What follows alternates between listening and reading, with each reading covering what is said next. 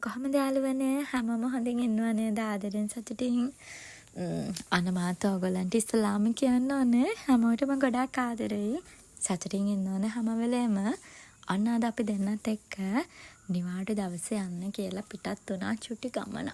කොහෙද යන්නේ කොහෙ ගියත් ඉතින් මගෙන් හම්බ වෙන දේවල් එහෙම කකා යන්න එපා නේද අනේ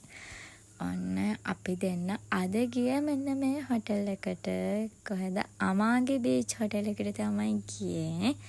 අන්න එතනින් අපි දෙන්න චෙක් ඉන් වෙලා මේ තියෙන මම අපේ රූම් එකට යනවා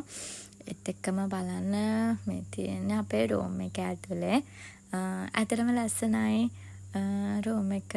ඒ වගේම තමයි රූම් එකත් එක්කම මම ගොඩක් ආස වුණේ මේ හොටෙල් එක තියෙන්නේ ලස්සන බීච් එකක් ආයනේ මාරවිල බීච් එකයිනේ මොකද අපි දෙන හොටෙල් එකට චෙක් ඉන් වෙලා චේන්ජ් එකක් දාගෙන එතනින් පස්සේ රාය වෙනකම්ම හිටියේ මෙන්න මේ බීච් එක ළඟට වෙලා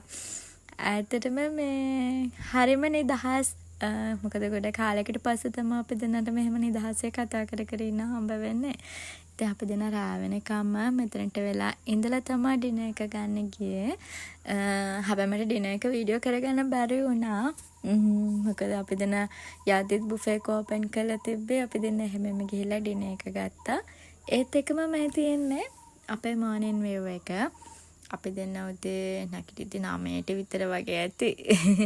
ඉතින් එහෙමම නැගිටලා අපිට බ්‍රේක්ෆාස්ට් එකට හම්බුනේ මොනවද කියලා බලන්න